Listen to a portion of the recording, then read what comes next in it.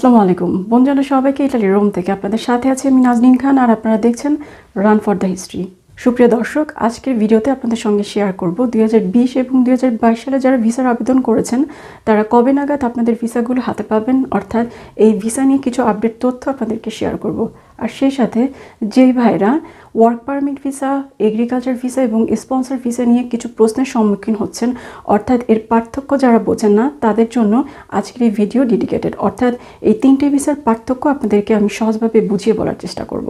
প্রথমে কথা বলবো যারা 2020 সালে ভিসার আবেদন করেছেন তাদের আপডেট নিয়ে। আসলে 2020 সালে যে আবেদনগুলো করা হয়েছে এখনও তার ফলাফল পরিপূর্ণভাবে প্রকাশিত হয়নি। কিছু কিছু ছোট ছোট শহরে আংশিকভাবে কিছু কিছু ফলাফল প্রকাশিত হয়েছে, কিন্তু রোমের মতো বড় বড় শহরে এখনও ফলাফল পেন্ডিং অবস্থায় রয়েছে, অর্থাৎ এখনও কোনো ফলাফল প্রকাশিত হয়নি। আপনাদের কষ্ট করে 2020 সালের ফলাফলের জন্য ধৈর্য ধরে অপেক্ষা করতে হবে, কারণ এখনও তার পরিপূর্ণ ফলাফল প্রকাশিত হয়নি। এখন আপনাদেরকে জানাবো যারা আপনারা 2022 সালে ভিসার আবেদন করেছেন কিংবা করবেন তারা কবে নাগাদ আপনাদের ভিসাগুলো হাতে পাবেন। আপনারা সবাই জানেন এই বছরের 17 মার্চ ভিসা জমাদানের শেষ তারিখ। তাহলে ধরাই যাচ্ছে যে 2022 সালের 17 তারিখ পর্যন্ত ভিসা জমা নেওয়া হবে। এরপরে নিয়ম অনুসারে সাধারণত 3 থেকে 6 মাসের মধ্যে ভিসার বাছাইয়ের কাজ শুরু করা হয়। এরপর আস্তে আস্তে বিভাগ, জেলা এবং শহর অনুসারে ফলাফলগুলো প্রকাশিত হয়ে থাকে। যদি কোভিড সিচুয়েশন নর্মাল থাকে তাহলে আমরা আশা করতে পারি যে 2022 সালের 17 মার্চ ভিসা জমাদান শেষ হলে 3 থেকে 6 মাসের মধ্যে ভিসার বাছাইয়ের কাজ শুরু হবে এবং আস্তে আস্তে ফলাফলগুলো প্রকাশিত হবে। তবে এই ক্ষেত্রে একটা কথা বলে রাখি, 2020 সালে যে ভিসাগুলো জমা পড়েছে তার ফলাফল কিন্তু এখনও পরিপূর্ণভাবে প্রকাশিত হয়নি। সরকার যা করবে, 2020 সালে যে ভিসাগুলো জমা পড়েছে সেগুলোর ফলাফল আগে প্রকাশিত করবে, তারপর 2022 সালে যে ভিসার আবেদনগুলো জমা পড়েছে তার ফলাফল প্রকাশিত করবে। তাহলে মোটামুটি বোঝাই যাচ্ছে যদি কোভিড সিচুয়েশন নর্মাল থাকে সব কিছু মিলিয়ে আপনাদের বেশ লম্বা একটা সময় অপেক্ষা করতে হবে। আপনারা সবাই ধৈর্য সহকারে অপেক্ষা করুন এবং আল্লাহর উপরে ভরসা রাখুন। আপনাদের সঙ্গে আরেকটি বিষয় শেয়ার করতে চাচ্ছি। অনেক ভাই জানতে চেয়েছেন কিংবা বলতে শুনেছি তাদের মধ্যস্থকারী যে লোক যাদের মারফতে তারা ভিসা জমাদান করেছেন তারা নাকি বলেছেন 3 থেকে 4 মাস কিংবা 6 মাসের মধ্যে তাদের ভিসা তাদেরকে হাতে দিয়ে দিবে। কিভাবে তারা এত অল্প সময়ের মধ্যে আপনাদেরকে ভিসা হাতে দিবে? আপনারা খুব সাবধানে থাকবেন, বুঝে শুনে আপনাদের টাকা তাদেরকে দিবেন, কারণ এই ধরনের ইনফরমেশন মোটেও সঠিক না। আগের ভিসাই অর্থাৎ 2020 সালের ভিসাই এখনও প্রকাশিত হয়নি, সেখানে 2022 সালের ভিসার আবেদন যেখানে জমা শেষই হবে হচ্ছে কি আপনার 17 মার্চ। কিভাবে তারা আপনাদেরকে 4 থেকে 5 মাস বা 6 মাসের মধ্যে আপনাদেরকে ভিসা দেবে? আপনারা অনেক বাইরে আছেন যারা work permit visa, agriculture visa এবং স্পন্সর ভিসার সঠিক পার্থক্যটা বুঝে উঠতে পারছেন না। আমি চেষ্টা করছি আপনাদেরকে সহজ ভাষায় এই তিনটে ভিসার পার্থক্য বুঝিয়ে বলার জন্য। প্রথমেই বলবো ওয়ার্ক পারমিট ভিসা আসলে কি। ওয়ার্ক পারমিট ভিসাটা হচ্ছে আপনি ইটালিতে আসবেন এবং কাজ করবেন। আপনাকে শুধুমাত্র এই ভিসা দ্বারা বোঝানো হচ্ছে যে আপনাকে কাজ করার পারমিশন দিচ্ছে সরকার, অর্থাৎ আপনি ইটালিতে এসে একটা কাজ করতে পারবেন, এই পারমিশনটা আপনাকে দিয়েছে। এটার মানে হচ্ছে ওয়ার্ক পারমিট ভিসা।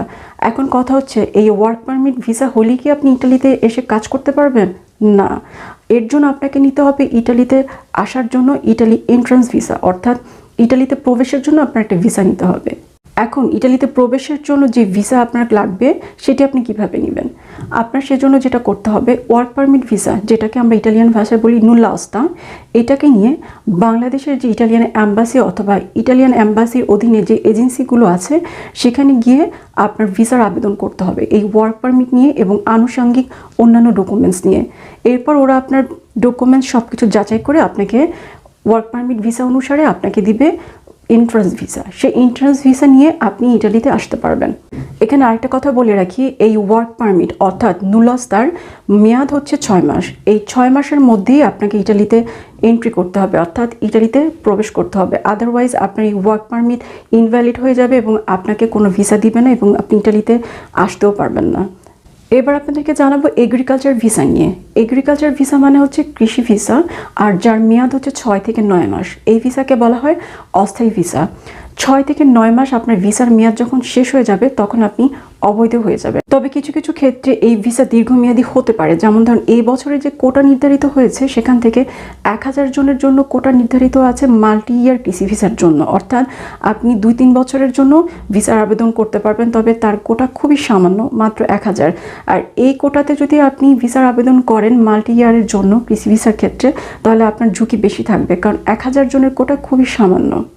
আপনারা সবাই জানেন এগ্রিকালচার ভিসার মেয়াদ শেষে আপনি অবৈধ হয়ে যাবেন, অর্থাৎ আপনি এই দেশে আর থাকতে পারবেন না। তবে অন্যান্য দেশের মতো বা মিডল ইস্টের মতো আপনাকে ধরে বেঁধে বাংলাদেশে পাঠিয়ে দেওয়া হবে না। আপনি অবৈধ অবস্থায়ও এখানে কিছু সাবধানতা অবলম্বন করে কাজ করতে পারবেন। তবে বিভিন্ন সুযোগ সুবিধা থেকে আপনার নিজেকে বঞ্চিত রাখতে হবে, কারণ অবৈধ অবস্থায় থাকলে আপনি সরকারি বিভিন্ন সুযোগ সুবিধা পাবেন না। এটা অনেক ক্ষেত্রে আপনার মালিক যদি আপনার মেয়াদ দীর্ঘায়িত করে, সেক্ষেত্রে আপনি 9 মাসের পরেও আপনি কাজ করতে পারবেন, কারণ আপনার মেয়াদ দীর্ঘায়িত করা হয়েছে। তবে এটা খুবই ভাগ্যের বিষয়, অনেক মালিক করেন আবার অনেক মালিক করেন না। ম্যাক্সিমাম ক্ষেত্রেই ভিসার মেয়াদ দীর্ঘায়িত করা হয় না। এবার আপনাদেরকে জানাবো স্পন্সর ভিসা নিয়ে। স্পন্সর ভিসার মানে হচ্ছে আপনি ইটালিতে আসার পর আপনি ইটালির সরকারের কাছে রেসিডেন্স পারমিটের জন্য আবেদন করবেন। এখানে আপনাদের আরেকটি কথা বলে রাখি, অনেক ভাইকে বলতে শুনি যে গ্রিন কার্ড, আসলে গ্রিন কার্ড হচ্ছে ইউএসএ অর্থাৎ আমেরিকার ডকুমেন্টসের নাম। ইটালিতে যেই রেসিডেন্স পারমিটটা দেওয়া হয় তাকে ইটালিয়ান ভাষায় আমরা বলে থাকি পেরমেসো দি সোজোর্নো। আপনাদের বলতে খুব কষ্ট হবে, কারণ যারা আপনারা ইটালিয়ান না জানেন অথবা ইটালিতে এখনও আসেননি। তবে আমি চাই না যে আপনারা একটা ভুল শব্দ শিখে ইটালিতে আসেন। আসলে গ্রিন কার্ড ওয়ার্ডটা ইটালির ডকুমেন্টসের জন্য না, এটা হচ্ছে ইউএসএ অর্থাৎ আমেরিকার ডকুমেন্টসের জন্য। ইটালির ডকুমেন্টস আপনি যদি ইটালিয়ান ভাষায় না বলতে পারেন তাহলে সহজ ভাষায় বাংলায় বলতে পারেন অথবা ইংলিশে বলতে পারেন যে রেসিডেন্স পারমিট অথবা স্টে পারমিট, অর্থাৎ আপনাকে এখানে থাকার জন্য যে অনুমতি দেওয়া হচ্ছে সেই কাগজটার নাম হচ্ছে স্টে পারমিট অথবা resident permit, not green card. এবার যারা স্পন্সর ভিসা এসে এখানে ইটালিতে স্থায়ী হবেন তাদের প্রথমেই ইটালিতে আসার পর নিয়ম অনুসারে কার্য দিবসের 8 দিনের মধ্যে আপনার সেন্ট্রাল পুলিশ স্টেশন যেখানে আছে হেডকোয়ার্টার, আমরা এটাকে বলি হচ্ছে কস্তুরা, সেখানে আপনার কাগজ জমা দিতে হবে। তবে অবশ্যই জমাদানের সময় আপনার কাজের কন্ট্রাক্ট লাগবে, আর সেই কাজের কন্ট্রাক্টের মেয়াদের উপরেই আপনাকে সেই রেসিডেন্স পারমিটের মেয়াদ দেওয়া হবে। অর্থাৎ আপনার কাজের মেয়াদ যদি 1 বছর হয় তাহলে আপনার রেসিডেন্ট পারমিটের মেয়াদও হবে 1 বছর। আপনার যদি 6 মাস হয় রেসিডেন্ট পারমিটের মেয়াদ হবে 6 মাস। এখন যেহেতু কোভিড সিচুয়েশন, সেক্ষেত্রে আপনার নিয়ম কিছুটা অন্যরকম।